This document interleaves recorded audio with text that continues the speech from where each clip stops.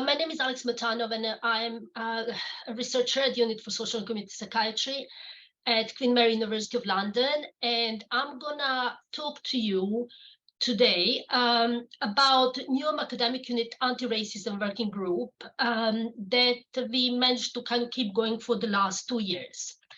So first of all, I'm going to tell you a little bit about how our group started, what have we been doing, and then I'm going to focus on two aspects, practical aspects of our work, that's developing our shared values, and also applying include ethnicity framework to our research studies. And finally, I'll talk a little bit about reflections on our work, some challenges we encountered, and future directions.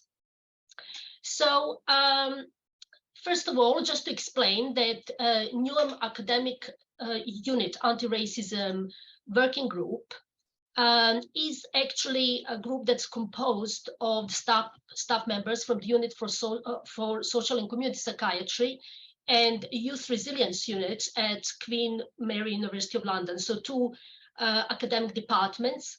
But also we have members of staff from East London NHS Foundation Trust.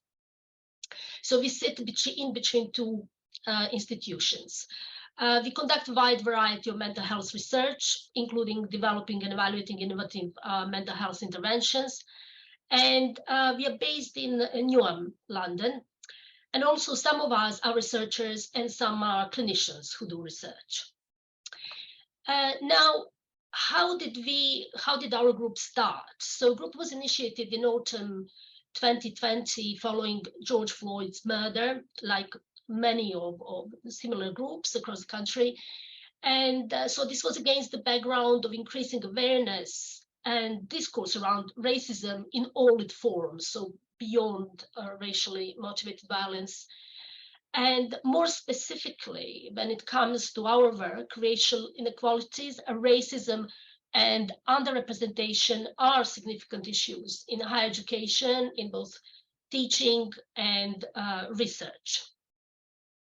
Now, so there was a strong desire to make change. So we started meeting once per month.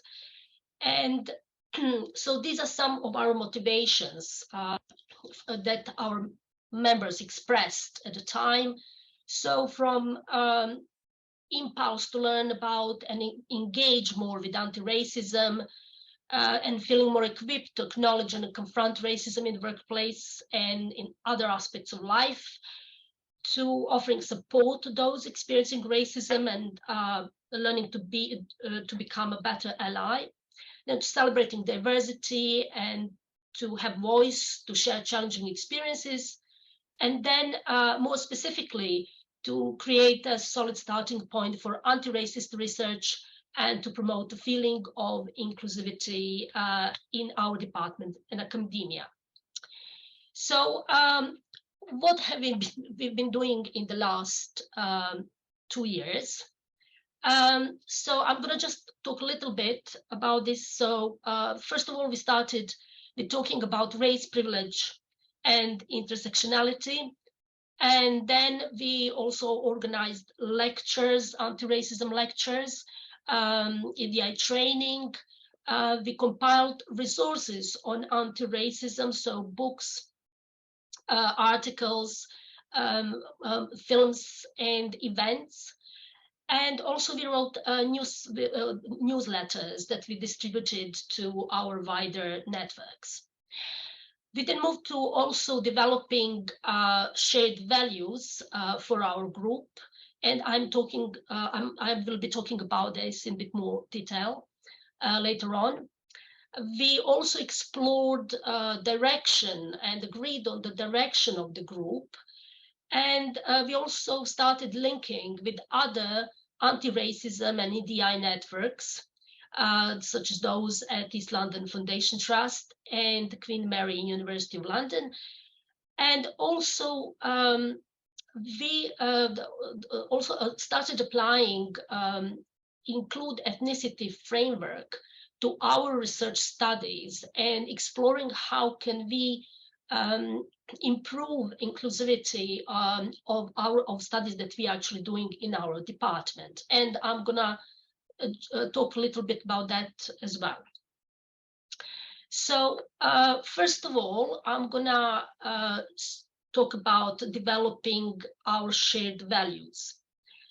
So as a group, we felt that it's important that we elaborate, develop, agree on our shared values as a form of agreement that bind us together and from which we can formulate accountable goals. So we started exploring a vision how we would want to be as a workplace and how truly inclusive workplace would look like. So we started with our individual views and what we felt is important to each one of us. Then we had lots of discussions around, we shared these views, had lots of discussions around them. We identified common themes, and finally we distilled our core values from that. These core values we felt were a platform for actually a basis for creating a safer space and also for starting conversations with our management and with the wider research unit, with our colleagues, other colleagues. So these are our values, core values that we came up with. So it's courage to learn, which is basically about supporting courageous growth and positive risk-taking. The next one is amplify the unheard voices, which is about celebrating diversity and acknowledging the importance of individual experiences.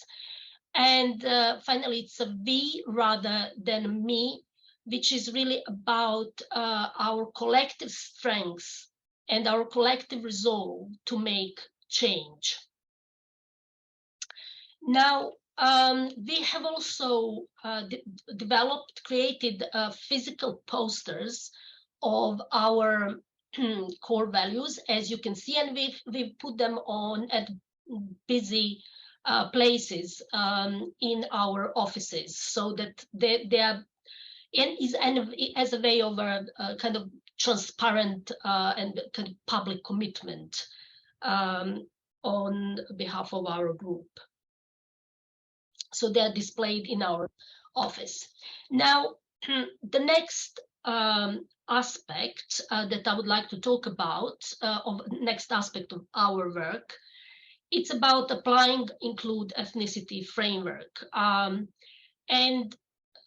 So just for those who have recently joined or don't know, so include ethnicity framework is actually an NIH initiative to improve trial delivery for underserved groups. And this is about, it provides tools, so key questions and worksheets, to decide which potentially underserved groups need to be included in research studies and how to remove barriers for their participation in the studies. So we've used these tools and applied them to research studies, trials done in our department. So we discussed researchers' experiences with all stages of research process, design, recruitment, data collection, data analysis, and dissemination. And then as we went along, we identified issues related to representation and inclusiveness, and we suggested, thought about practical solutions. I'm going now just to demonstrate one small aspect of that work, because we don't have much time. But for example, one of the issues that we identified was it's actually about eligibility criteria. So we've established that in our studies, potential participants who do not speak English are often excluded as a default in eligibility when it comes to inclusion criteria. And this is usually done through inertia, because it was done like that before, or because it's simply more complicated to include that.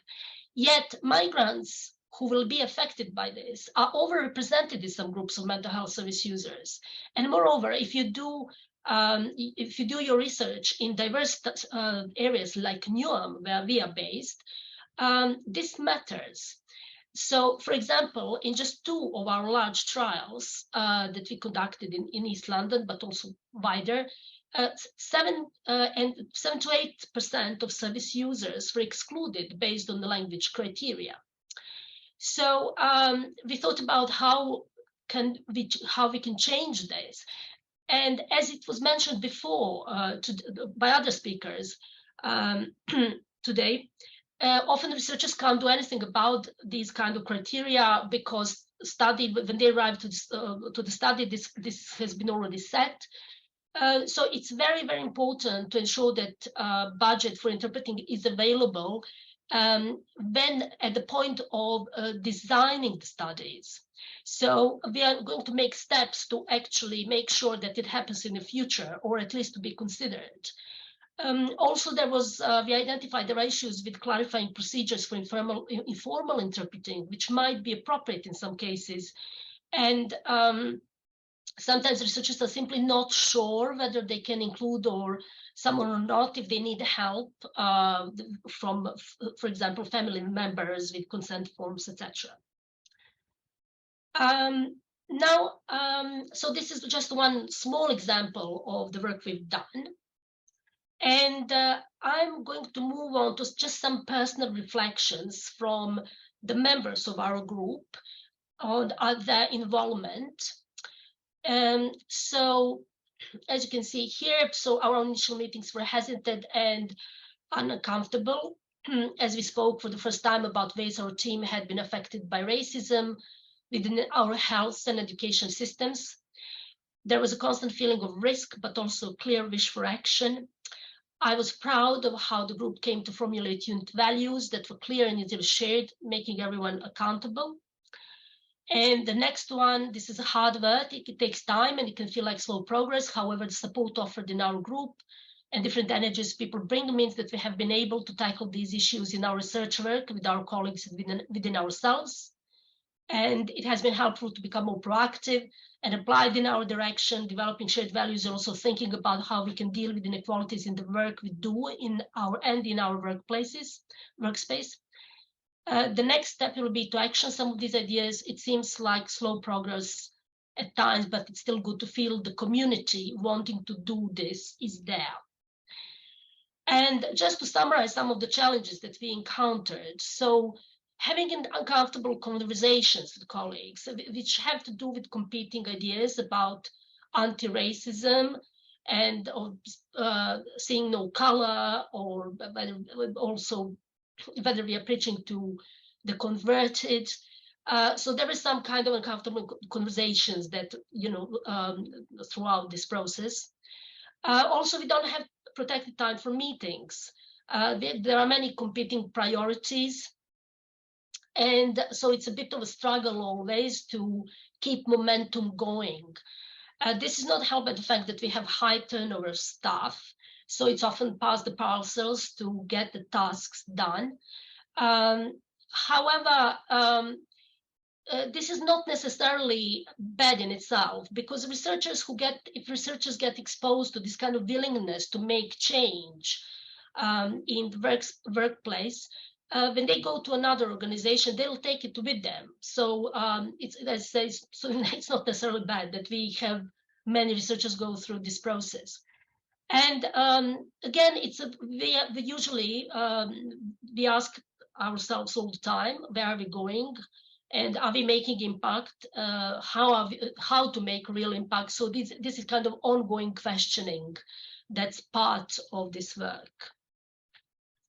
And just a few words about our future direction. So based on our work that we done with applying include ethnicity framework, we are going to develop a study protocol template with points to consider when designing studies to improve inclusion at different stages of research process. And this will be made available to all researchers and we'll make sure that this becomes a practice in our department, that this is all considered when designing studies. Also, we are considering developing informal quality improvement project to increase participation of people who do not speak English in our research projects.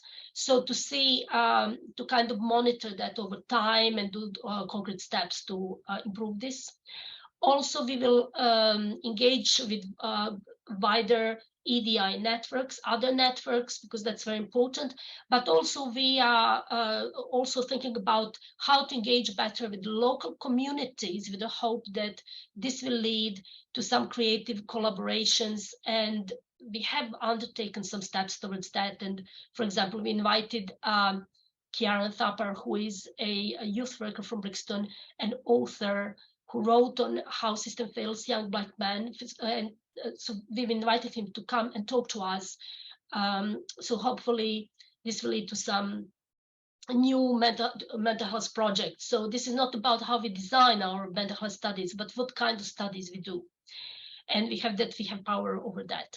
And finally, key messages. I would just keep it really simple. So on behalf of the bunch of the kind of researchers struggling with anti-racism work, I would say it's important to be open to learning as you go, and you question yourself all the time, but that's necessary.